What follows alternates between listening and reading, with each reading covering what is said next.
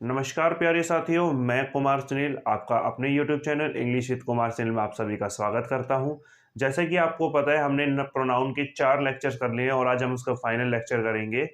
ठीक है, तो आइए चलते हैं अपने लेक्चर की तरफ। देखिए, अब हमारे पास कुछ ऐसी वर्ब होंगी जो अपने साथ रिफ्लेक्सिव केस को ला भी सकती हैं और नहीं भी ला सकती हैं। तो वो वर्ब कौन सी हैं देख लेते हैं। सम verbs which admit reflexive case with it। वो कौन कौन सी वर्ब है? enjoy, apply,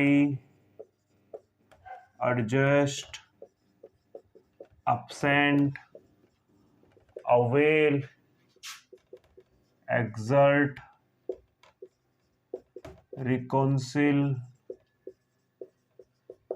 resign। ठीक है, देखिए अगर आपके पास सेंटेंस में ये वर्ब आ जाए, ठीक है, तो आपको देखना पड़ेगा रिफ्लेक्सिव केस आएगा या नहीं। अब वो मैं बताऊंगा कैसे। जैसे मैं लिख देता हूं एग्जांपल के तौर पर, शी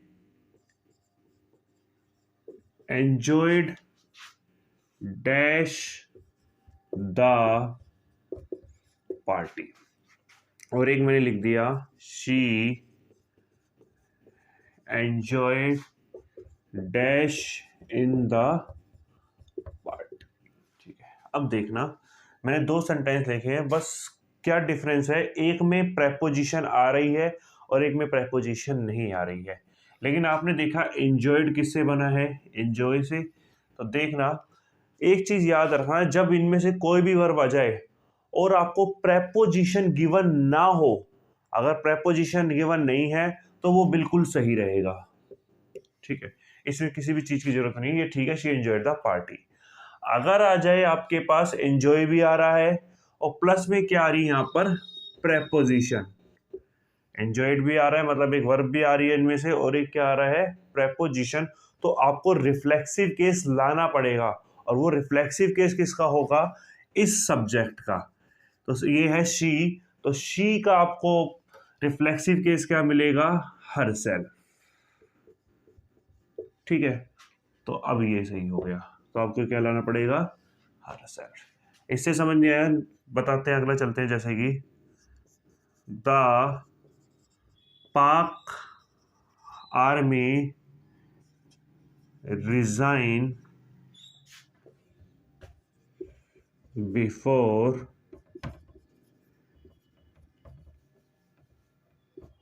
द इंडियन आर्मी। मैंने लिखा द पाक army resign before Indian army. Resign और ये रिजाइंड। ठीक है, दूसरी बात, ये अपने पास क्या है? प्रेपोजिशन है, तो मतलब रिफ्लेक्सिव केस होगा किसका? इस पाक आर्मी का। अब ये पाक आर्मी क्या है अपने पास? कलेक्टिव नाउन है, और कलेक्टिव नाउन है तो इसके लिए हम करते हैं दे, और दे का प्रोनाउन क्या है? रिफ्लेक्सिव केस क्या होगा? देमसेल्व्स। ठीक है, तो यहां पर क्या होगा? देमसेल्व्स। ठीक है, तो आई होप आपको ये चीजें समझ आ गई होगी। तो याद रखना कि अगर आपके पास इनमें से कोई भी एक वर्ब आ जाए, ठीक है, और वर्ब आने के बाद आपको ये चेक करना है इसमें प्रेपोजिशन है या नहीं। प्रेपोजिशन नहीं है तो ये बिल्कुल सही है, अगर प्रेपोजिशन है तो रिफ्लेक्सिव केस होगा किसका? इस सब्जेक्टिव केस का। ठीक है, नेक्स्ट हम चले, हमने लिखा था पाक आर्मी रिजाइंड, रिजाइंड आ गए यहाँ पर, और उसके साथ हमारे पास क्या हो गया? प्रेपोजिशन। प्रेपोजिशन है तो रिफ्लेक्सिव केस भी होगा। किसका होगा? पाक आर्मी। पाक आर्मी क्या है?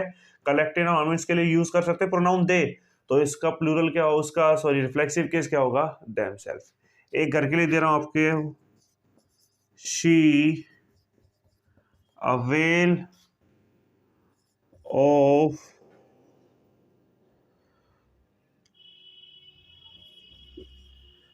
Every opportunity. ठीक है, ये आपके लिए, घर के लिए है। आप इसका जवाब कमेंट में देना, कमेंट में देखते हैं कैसे आपके जवाब आते हैं। ठीक है, तो ये आपके लिए होमवर्क है, एज अ लिख रहा हूँ मैं, HW मतलब होमवर्क। तो देखिए यहाँ पर हमने क्या पढ़ा था, यहाँ पर वो वर्क पढ़ी थी जो अपने साथ रिफ्लेक्सिव केस लेकर आ भी सकती है और नहीं भी आ सकती है। ठीक है, चलिए आगे बढ़ते हैं इसी। देखिए अब कुछ ऐसी वर्ब होंगी जो 101% अपने साथ रिफ्लेक्सिव केस लाएंगी ही नहीं, तो वही चीजें मैं लिख रहा हूं। सम verbs which can't admit reflexive case with it, जो अपने साथ रिफ्लेक्सिव केस को लाना ही पसंद नहीं करती हैं, वो कौन कौन सी है? Hide, turn, move, stop, return, bath, keep, etcetera.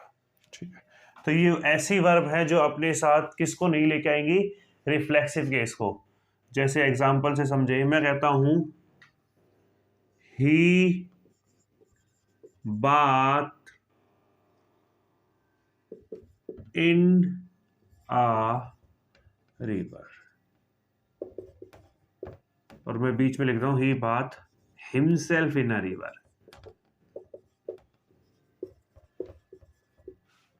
तो अगर मैं लिखूं he bath himself in a river, तो उसका मतलब क्या होगा?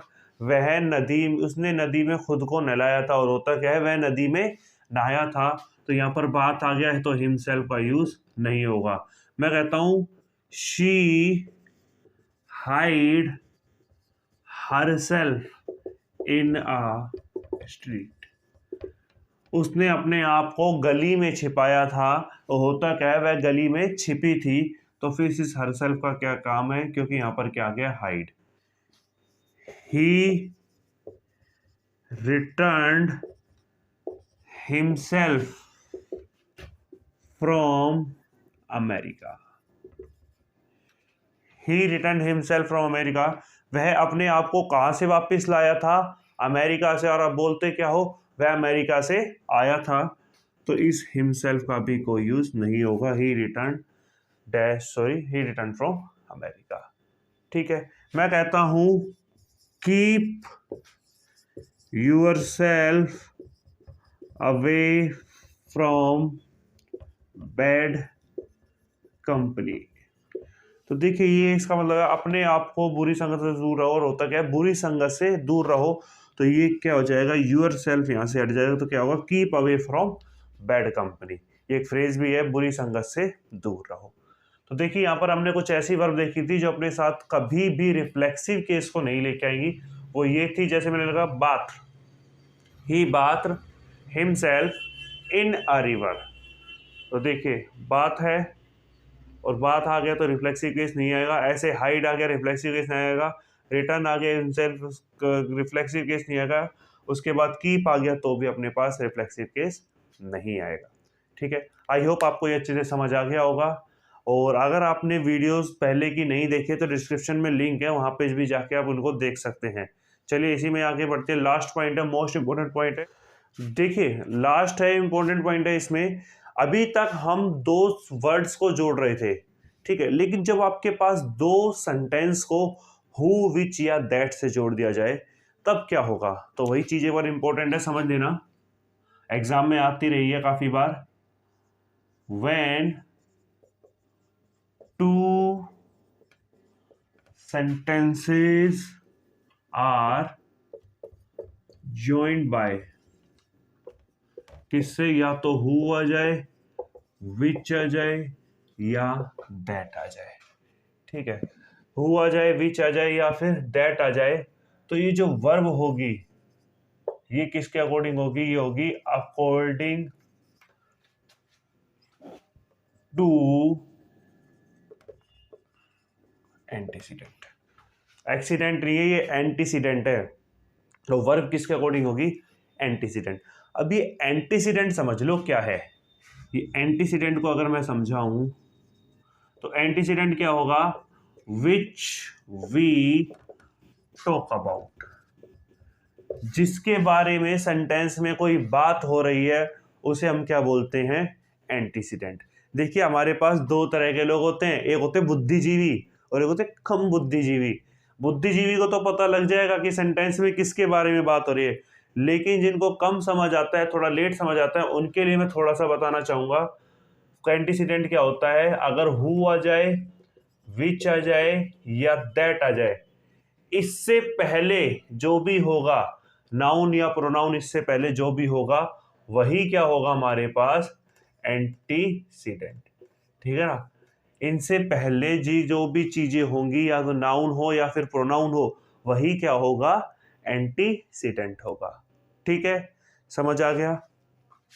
अब देखिए मैं कह देता हूं I know the man, I know the man, मैं उस आदमी को जानता हूं। हु आ जाए, विच आ जाए, दैट आ जाए, हैव ब्रोकन दिस विंडो पे। आई नो द मैन, मैं उस आदमी को जानता हूं, who which that have broken this window pane, जिसने इस खिड़की का कांच तोड़ा है। विंडो पेन का मतलब है खिड़की के अंदर जो कांच जड़ा हुआ होता है उसे। अब देखिए ये सेंटेंस नंबर 1 और ये सेंटेंस नंबर 2 किससे जोड़ दिया, हु से, विच से या फिर दैट से। स्लैश का मतलब तीनों में से एक आएगा। एंटीसीडेंट क्या है, किसके बारे में बात हो रही है, या तो मेरे को समझ आ जाए सीधा सीधा मैन, अगर समझ नहीं आए तो इनसे पहले कौन सा नाउन या प्रोनाउन है, मैन। तो मैन क्या है, एक नाउन है और कैसा है, सिंगुलर। ठीक है, MAN हमारे पास क्या है, सिंगुलर।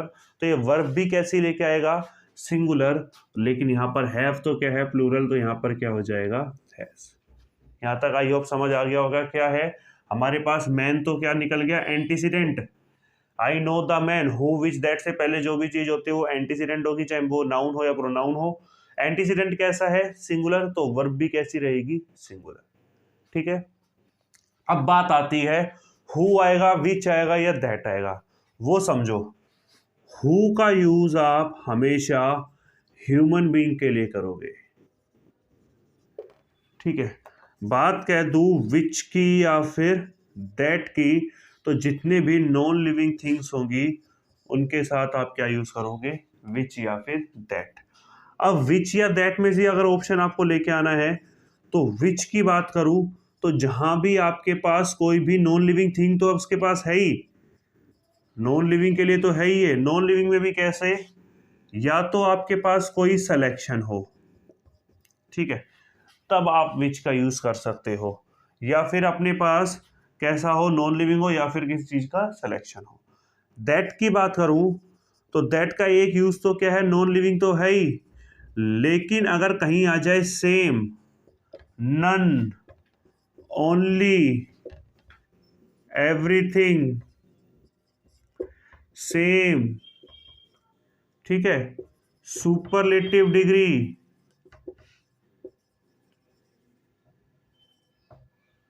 ठीक, एक्सेट्रा, ऐसी चीजें जब भी आपके पास आएंगी तो क्या करोगे आप, या तो नॉन लिविंग थिंग हो, नॉन लिविंग थिंग हो, दोनों सेम है, कोई दिक्कत नहीं है।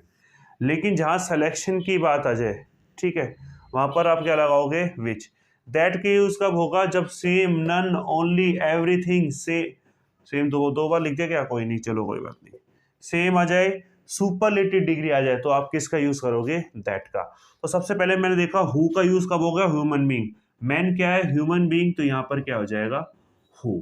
तो क्या होगा, I know the man who has broken this window pane. देखिए अभी कंप्लीट नहीं हुआ है, अभी थोड़ा यहां तक समझ लेते हैं, एक बार रिवाइज कर लेते हैं। When two sentences are joined by who, which, that, तो वर्ब किसके अकॉर्डिंग होगी, हमारे पास एंटीसीडेंट। अभी एंटीसीडेंट क्या है, जिस सेंटेंस में जिसके बारे में बात हो रही है वही हमारे पास क्या होगा, एंटीसीडेंट। तो अगर किसी को समझ नहीं आता तो याद रखना हु विच दैट से पहले जो भी चीज होगी नाउन या प्रोनाउन क्या होगा, एंटीसीडेंट। मैंने सेंटेंस लिखा, I know the man who which या फिर that have broken this window pane, मैं उस आदमी को जानता हूं जिसने इस खिड़की का कांच तोड़ा है। तो देखिए सबसे पहले मैंने देखा दो सेंटेंस को हु विच दैट से जोड़ रखा है। मैन क्या है या एंटीसीडेंट है, कैसा है, सिंगुलर है, तो वर्ब भी कैसी होगी, सिंगुलर। अब बात आती है हु विच दैट की, तो हु किसके लिए होता है, ह्यूमन बीइंग के लिए। तो हमने देखा मैन क्या है, ह्यूमन बीइंग, तो यहाँ पर क्या लगा दिया, हु। विच और दैट क्या होते हैं, दोनों नॉन लिविंग्स के लिए होते हैं। विच का यूज नॉन लिविंग तो होगा सिलेक्शन, और एक चीज ये लिख लो अननोन, जब चीजें क्या हो आपको जानकारी में ना हो, अननोन हो, ठीक है, तो क्या होगा विच। और दैट का यूज क्या होगा, same, none, only, everything, same, superlative degree. इन चीजों के साथ हमारे पास किसका यूज होगा, दैट का। अभी ये कंप्लीट नहीं हुआ है, अभी इसमें आगे चलते हैं, एक दो एग्जांपल से और समझेंगे, काफी इंपॉर्टेंट चीजें हैं। देखिए मैंने नीचे का मिटाया नहीं है आपके कन्वीनियंस के लिए, मैं कह देता हूं I don't know about dog who which या that have bitten my brother. ठीक है, देखिए मैंने कहा I don't know about the dog, ये पहला सेंटेंस, और ये दूसरा किससे जोड़ दिया, हु विच दैट से। एंटीसीडेंट क्या है, किसके बारे में बात हो रही है, डॉग, या फिर आप कह सकते हो हु विच दैट से पहले क्या है, डॉग, तो डॉग क्या है मेरे पास, एंटीसीडेंट है। कैसा है, सिंगुलर है, सिंगुलर है तो कोई दिक्कत नहीं, सिंगुलर है, ठीक है। सिंगुलर है तो वर्ब भी कैसी लेके आएगा, सिंगुलर, तो हैव की जगह तो हो गया हैज। यहां तक तो किसी को दिक्कत आई नहीं होगी। अब बात करता हूं हु विच दैट से, तो देखिए ह्यूमन बीइंग तो है नहीं, तो हु तो काट दो, ठीक है। विच में चले, विच नॉन लिविंग है, ठीक है। और जनरली देखिए एग्जाम के अगर हम बात करें ग्रामर के अकॉर्डिंग, जितने भी अपने पास एनिमल्स है ग्रामर बोलते हैं ये सारे किस में आते हैं, नॉन लिविंग में। साइंस बोलता है ये लिविंग में है, लेकिन इंग्लिश ग्रामर क्या बोलती है, नहीं ये नॉन लिविंग में है। तो देखिए भाई या तो विच होगा या फिर दैट होगा, ठीक है। अब आए हम विच पे, नॉन लिविंग है छोड़ दिया, सिलेक्शन तो ये कर नहीं रहा, ये कह रहा है unknown, I don't no. Don't know का मतलब क्या है, नहीं जानता, और अननोन का मतलब भी है वो नहीं जानता है, ठीक है। तो सीधा सीधा क्या होगा यहां पर, विच। तो क्या होगा, I don't know about dog which has bitten my brother, ठीक है। आई होप आपको ये चीज समझ आ गई होगी। मैं कह देता हूं this is the same cow which who या दैट स्टैंड हेयर डेली। मैंने लिखा this is the same cow, ये वही गाय है जो यहाँ पर रोज खड़ी होती है। तो sentence number 1, sentence number 2 who which that से जोड़ रखा है, कोई एक आएगा। तो सबसे पहले बात करूं एंटीसीडेंट क्या है, किसके बारे में बात हो रही है, काऊ के बारे में, ठीक है। काऊ तो हमारे क्या हो गया, एंटीसीडेंट। अब ये काऊ कैसी है, सिंगुलर है, बिना एस या ईएस के है, तो क्या होगी ये चीज, सिंगुलर।